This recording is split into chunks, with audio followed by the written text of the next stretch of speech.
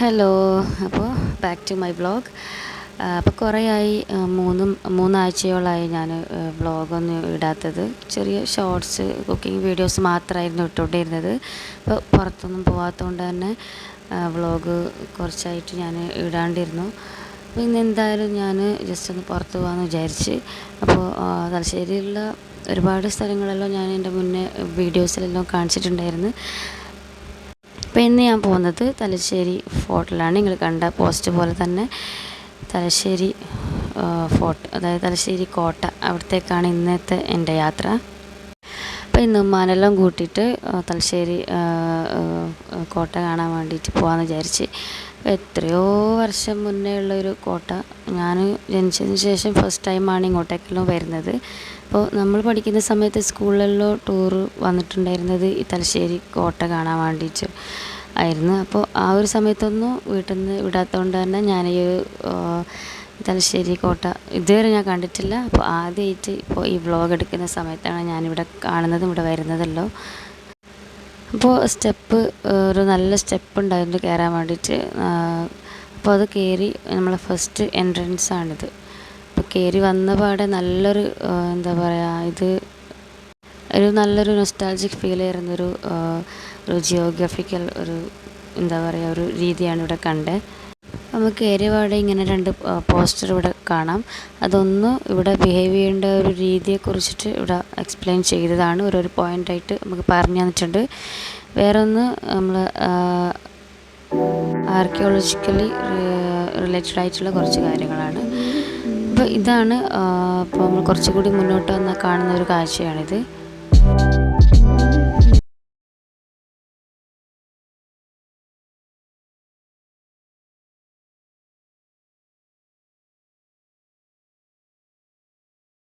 ഇപ്പോൾ ഞാൻ കുറച്ച് താഴോട്ട് വന്നിട്ടുണ്ട്.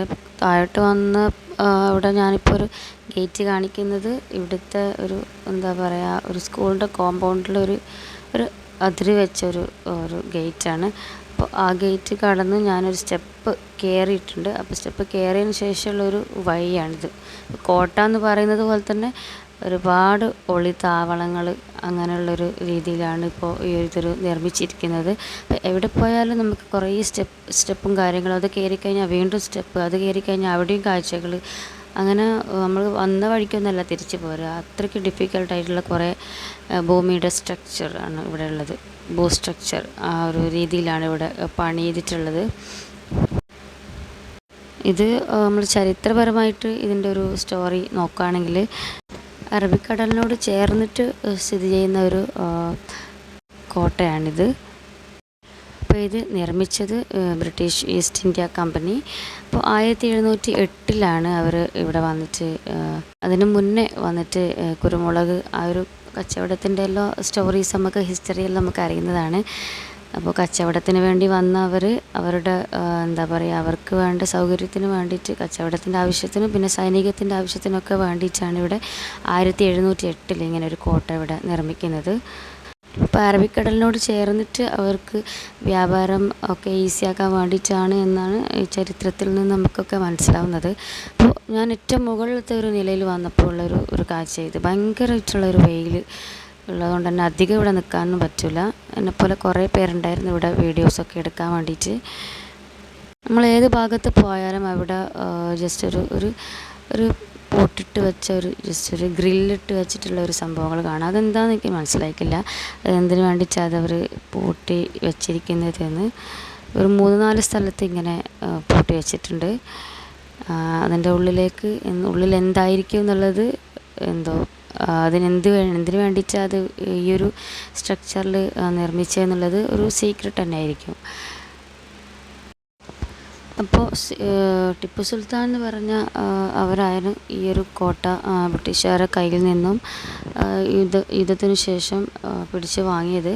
അപ്പോൾ ഈ ഒരു മലബാറിലുള്ള ഈ ഒരു ജില്ലയും ഈ ഒരു കോട്ടയല്ലോ ഇംഗ്ലീഷുകാരുടെ കയ്യിൽ നിന്ന് കിട്ടിയത് ടിപ്പു സുൽത്താൻ്റെ ആ ഒരു യുദ്ധത്തിന് ശേഷമാണ്. അപ്പോൾ നമുക്ക് എല്ലാവർക്കും അറിയുന്ന ഒരു ചരിത്രമാണ്. വെറും സുഗന്ധ വ്യഞ്ജനങ്ങൾ മാത്രം വിൽക്കാൻ വേണ്ടിയിട്ട് വന്ന ബ്രിട്ടീഷുകാർ പിൽക്കാലത്ത് അവർ നമ്മളെ നാട് തന്നെ കയ്യേറി ഭരണം നടത്തുന്ന ഒരവസ്ഥ ഉണ്ടായിരുന്നു. അതിൻ്റെ ഒരു ഉത്തമമായ ഒരു പ്രതീകം തന്നെയാണ് ഈ ഒരു തലശ്ശേരി കോട്ട.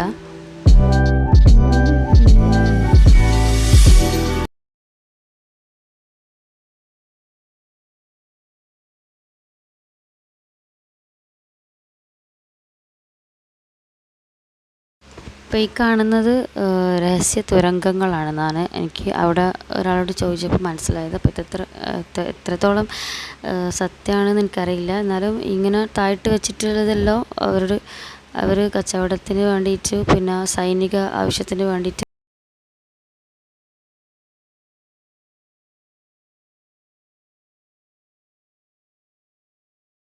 എന്നാലും കുറേ ഭാഗങ്ങളെല്ലാം ഞാൻ കവർ ചെയ്യാൻ ബാക്കിയുണ്ടെന്ന് എനിക്ക് തോന്നുന്നു. ഈ ഒരു സ്റ്റെപ്പൊന്നും ഞാൻ കയറിയിട്ടില്ല. അപ്പോൾ ഇതിൻ്റെ മുകളിലായിട്ട് വരുമ്പോൾ നമുക്ക് നല്ല ഹൈറ്റിൽ ഇരുന്നിട്ട് അറബിക്കടലിൻ്റെ ആ ഒരു കോട്ടയോട് ചേർന്നിട്ടുള്ള ആ ഒരു ഭാഗം നമുക്ക് നല്ല രസമായിട്ട് കാണാൻ പറ്റും. അപ്പോൾ അവിടെ ഒന്നും ഞാൻ കയറിയിട്ടില്ല. അപ്പോൾ ഈ ഒരു കാഴ്ച എന്ന് പറയുന്നത്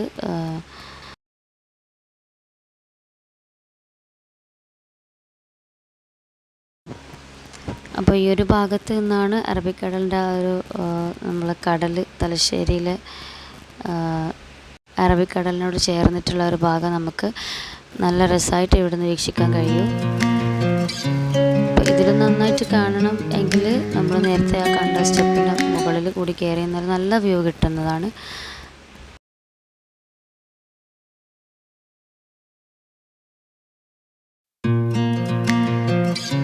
ഈ ഒരു ഭാഗത്ത് കൂടി ആയിരിക്കണം അവർ കച്ചവട ആവശ്യത്തിന് വേണ്ടിയിട്ട് വന്നതും പോയിക്കൊണ്ടിരുന്നതും എല്ലാം.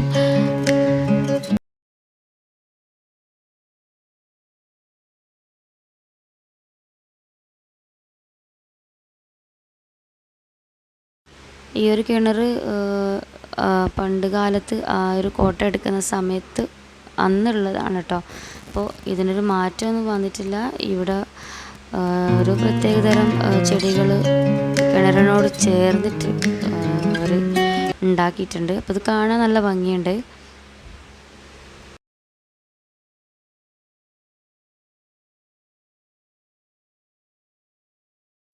ഫുള്ളി കവർ ചെയ്തിട്ടുള്ളൊരു കിണറാണ്. അപ്പോൾ പൈപ്പിലൂടെ മാത്രം വെള്ളം പോകുന്ന തരത്തിൽ ബാക്കി ഭാഗം എല്ലാം തന്നെ കവർ ചെയ്ത് വെച്ചിട്ടുണ്ട്.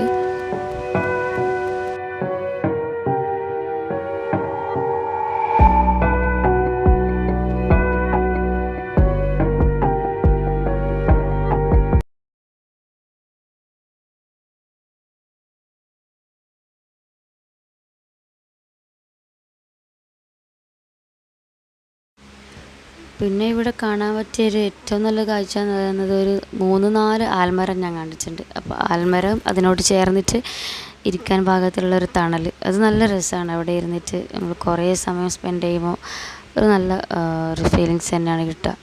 അപ്പോൾ ഒരുപാട് സമയം ഇവിടെ സ്പെൻഡ് ചെയ്യാൻ വേണ്ടി എനിക്ക് വയ്യാത്തതുകൊണ്ട് ഇനിയും ഞാൻ കാണാൻ ഒരുപാട് സ്ഥലമുണ്ടെന്ന് എനിക്ക് തോന്നി. അപ്പോൾ ഇന്നേ വരെ ഇവിടെ വരാത്തവരുണ്ടെങ്കിൽ എന്തായാലും വന്നാൽ നല്ലൊരു വൃത്തിയായിട്ട് ഉള്ളൊരു സംഭവം തന്നെയാണ്. നിങ്ങൾ വന്നാൽ അത് നിങ്ങൾക്ക് നല്ലൊരു ഒരറിവും എല്ലാ തരത്തിലുള്ളൊരു നോളജ് ഇവിടുന്ന് കിട്ടും. എനിക്ക് ശരിക്ക് പഴയ കാലങ്ങളിൽ ഒക്കെ കാണുന്ന ആ ഒരു കാഴ്ച, അല്ലെങ്കിൽ ആ ഒരു ഫീല്, നമുക്ക് പണ്ട് കാലത്തുള്ള ഫിലിംസെല്ലാം കാണുന്ന ഒരു ഫീല് ഉണ്ടാവുമല്ലോ. അപ്പോൾ അത് ശരിക്കും ഇവിടെ വന്നാൽ നമുക്കത് അറിയാൻ പറ്റും. അപ്പോൾ ഞാൻ ഒരുപാട് സമയമൊന്നും ഇവിടെ നിന്നിട്ടില്ല. നമ്മൾ ശരിക്ക് കവർ ചെയ്യുകയെന്ന് വെച്ചാൽ നമുക്ക് ഒരുപാട് സമയം നിന്നിട്ട് കാണാൻ വേണ്ടി മാത്രമുള്ളൊരു സ്ഥലമാണ്. എത്ര കണ്ടാലും അതിൻ്റെ ഇത് ഫുള്ളായിട്ട് നമ്മൾ വീഡിയോ എടുക്കുമ്പോഴേക്ക് തന്നെ ഒരുപാട് സമയം വെയിറ്റ് ചെയ്യേണ്ടി വരും. അപ്പോൾ ഇപ്പോൾ ഞാൻ കുറച്ച് ഭാഗം മാത്രം നിങ്ങൾക്ക് കാണിച്ചു തന്നത്. നിങ്ങൾക്കിത് കാണാൻ താല്പര്യമുള്ളവർ നമ്മൾ തലശ്ശേരി ഒരു ഭാഗത്തേക്ക് വന്നാൽ മതി.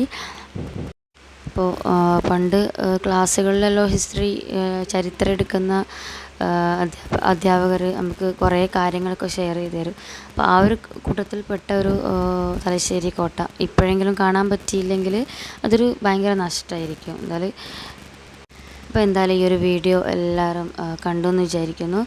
അപ്പോൾ ചാനലൊന്ന് സബ്സ്ക്രൈബ് ചെയ്യുക, ഇതുപോലത്തെ നല്ല നല്ല വീഡിയോസായിട്ട് വീണ്ടും വരാം. Thank you.